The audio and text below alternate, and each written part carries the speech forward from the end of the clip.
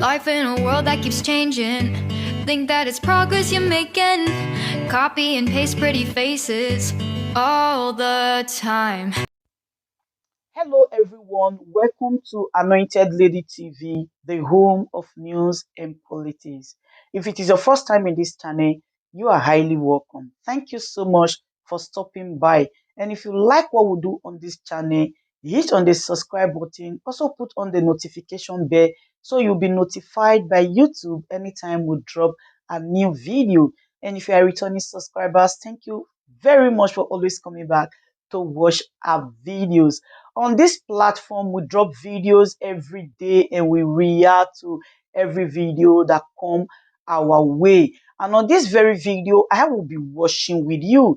And after watching, let's go to the comment section and drop our opinion constructively. Like our videos and also share our videos if possible. See you next time in my The very first story we're going to be taking is the INEC office that has been attacked. An INEC office has been attacked again in Anambra State, in Edemili. And the truth has to be said that leading up to the elections, the protection of INEC facilities is key for us to be able to get proper elections. But that has not been the case. In yesterday's case, a 16-year-old was killed. Also, we had bomb blast at the facility. It was said the attackers came in 4 Sienna buses. And all of this, just culminates into the violence. This is my analysis. My analysis is that the security agencies should take, a lot of caution as regards ensuring that elections really matter in this country. And INEC has been dropping the ball. And that's why a lot of people are a little ambivalent about the elections, how they're going to hold, what is going to happen, and the protection and security of the facilities. The question I would like to ask INEC is this: that hope they've taken account of the facilities that were damaged in this yesterday's attack, and what is going to be done to replace these facilities before the elections. Hope there were no PVCs in the INEC center that was attacked, and if there were PVCs, what is going to be done to be able to reproduce these PVCs? Because when you look at it, the other time an INEC facility was attacked in Ogun State. Today, have they replaced those INEC facilities? Have they replaced those PVCs seen in those facilities? The INEC chairman did say, they'll be able to print the PVC on time. But the truth is, hey, is it really possible to be able to get that done on time? Also, the second story I'm going to take is this. A container fell a couple of days ago in Lagos. And it slammed on the bus and it hurt a lot of people. We've had one too many cases of container falling. And the argument that is always made by road safety is the fact that they are properly latched. But the question is, how is it that containers are properly latched and they still get to fall on buses in Lagos? So what are my solutions? My solutions will be, please, the authorities from the ports at first should have an independent body that authenticates the latching of containers. When you have an independent body that authenticates the latching of containers, also bring about stiffer penalties and codify it in the law that in the event that articulated vehicles with large containers fall, the company that owns those vehicles will be severely dealt with. There should be penalty stated. If penalties are not stated, things will continue that way. And our legal system just makes it even terrible in the end, because things are not properly done according to our legal system and nothing happens. I particularly remember the case about 5-6 years ago when a woman's son or child was killed from the incident of a container not properly latched. And guess what happened? The woman tried so hard to get justice. Only God knows if justice will ever be done. I'd like to go into a little politics now. The presidential candidate of the PDP has keyed back at the presidential candidate of the APC for talking about the forex exchange rate and berating the economy, saying that he's being hypocritical. He's being hypocritical, and the truth has to be said that all the presidential candidate of the APC talked about is the state of the economy as we speak today, and the fact that the government he supported into power have destroyed the Nigerian economy. And when we keep saying that APC has failed, We are not oblivious of the fact that the economy is not working, and we say it because it's empirical. Do you know that CFR is now more valuable than Naira? In fact, if you give some people in Abidjan CFR, they will give you, if you give people 1,000 Naira, they'll give you 850 CFR in Abidjan and some other parts of Africa. And you see, things have even become harder for a lot of people. So the presidential candidate of the APC saying that during a rally, then you know that is an indication of the fight that is going on within and in Aso Rock. And when you also look further, Rufai did speak yesterday, and Rufai said that President Muhammad, there are people in the villa that are working towards Tinubu not emerging. The truth has to be said. It's a reflection of the internal fights they all have within their camp. But I'm sure Nigerians are taking note of all of this fight, and they are getting their PVCs ready to ensure that only their voices will be heard. So please, Nigerians, ensure you get your PVC and you go out there to vote. I'll take one other story before I move on, to the foreign scene. And I'll go to Ogun State. There happens to be a lot of infighting in Ogun State in the APC, as a very top prominent member of the APC and former governor, Ebikuna Amosu, was seen campaigning for another candidate yesterday and berating the incumbent governor, Dapo Abiodun, and telling him that he had not done a lot for the people as regards infrastructure. The truth has to be told. When politicians fight, I think you can see through it. Let's not forget that in the last elections, Amosu also tried not to make Dapo Abiodun emerge, but he finally emerged. He had his own candidate. He played his own political game, but it wasn't in his favor. And now, Dapo Abiodun is seeking re-election, and Amosu is still attacking him. What does that speak? It speaks volumes about the political shenanigans going on in Nigeria. And it speaks volumes about the infighting of what is happening in Ogun State. But a lot of people have posited that Dapo Abiodun will easily get re-elected because he has the capacity to be able to build on the hitherto gains he had made in the first tenure. But the question is, would Amosu be a stumbling block? A lot of political watchers have analyzed and said, obviously not. He's not going to be a stumbling block. I'm going to move on to the African continent, and I'm going to take a couple of stories, business-minded and also local stories. Hey, you can also share this with a lot of people. I'll do this every morning. I try as much as possible to do this every morning. It's going to be the trust, as somebody said we should call it. We're still trying to pick a name for it. It's just a new iteration. On the African continent, Ethiopia is getting a new central bank governor. Ethiopia is finally getting a new central bank, Mr. Mahoru. And this man is there to be able to fix the economic problems of Ethiopia. If you look critically at the African continent, there are many countries now currently going through the scourge of economic, destruction. Some incumbent on the challenges of the world economy, the fact that growth by IMF is projected to be very tepid, and things are not working in general in the economy. Ethiopia is trying to fight inflation. This was precipitated by the long war it fought recently with the Tigrayan forces and all of that.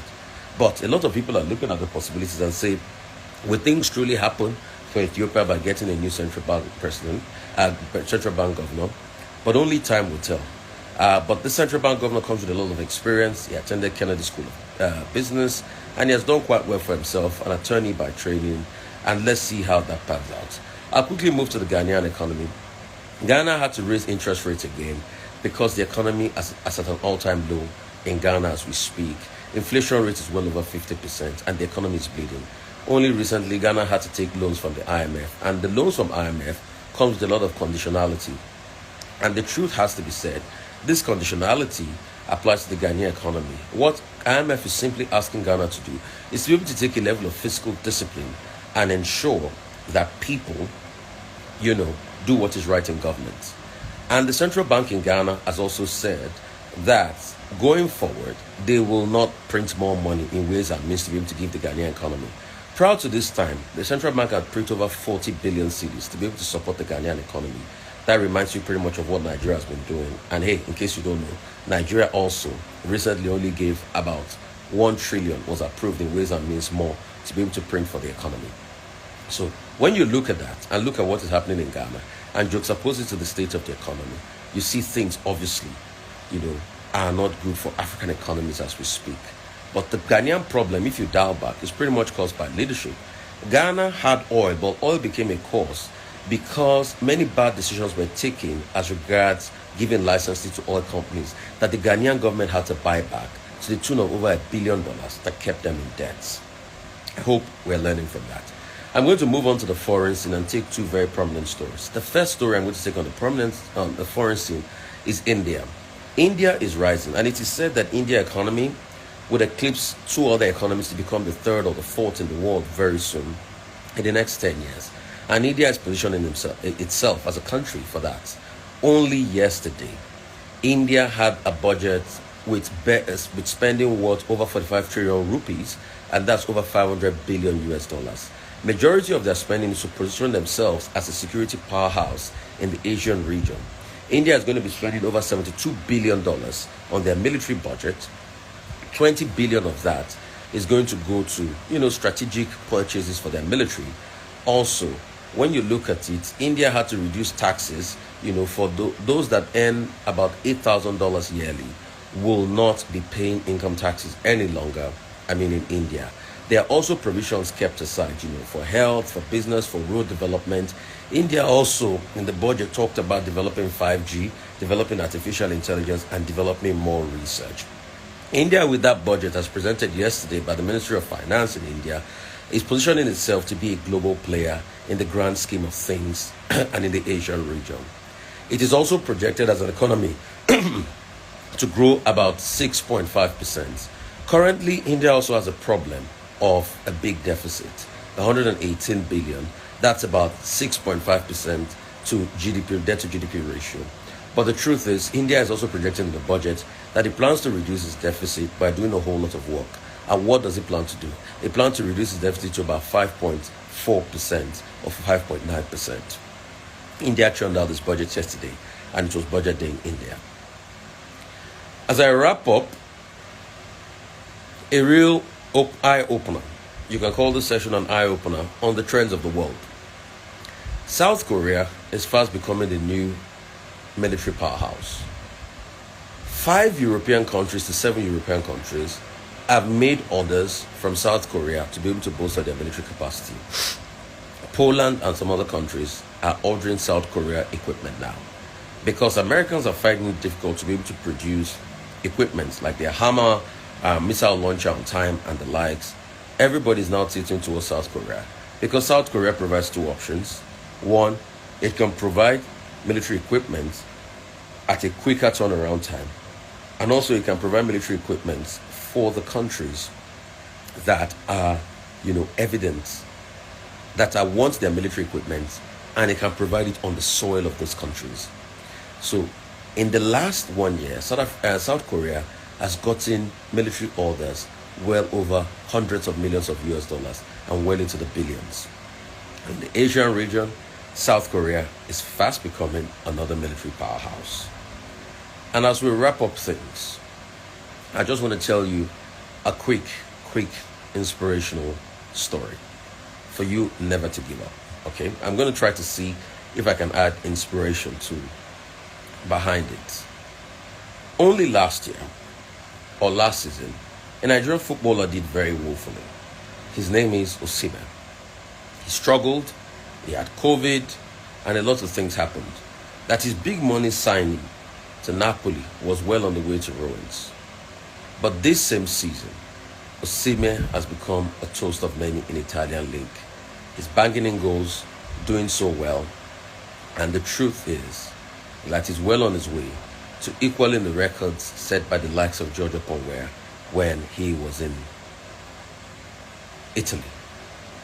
The thing about life is never you give up in anything you do. And that's going to be my first edition for the Trust. The times will vary, but definitely I'll bring you this, which is a global analysis and roundup, also looking at Nigerian issues. But please, if you like this, drop your feedback within. And I think Instagram is a platform where I can reach a lot of people because there are so many things we need to analyze and get people ready, to be able to understand the way and the workings of the world. Thank you so much for your time. Give me feedbacks as regards, the show and as regards possibilities of things we can do and all of that. And if you want partnerships, if you want me to be able to call out your products and advertise your products on this show, just let me know about it, all right? Advertising your product doesn't necessarily mean an endorsement. It's just advertising your product on this show. I will bring it to you once every day. The times will vary, but definitely if you just check my Instagram page, you'll be able to see the roundup of world events and local events. Thank you so much for your time. Thank you so much for joining this global perspective. Thank you so much.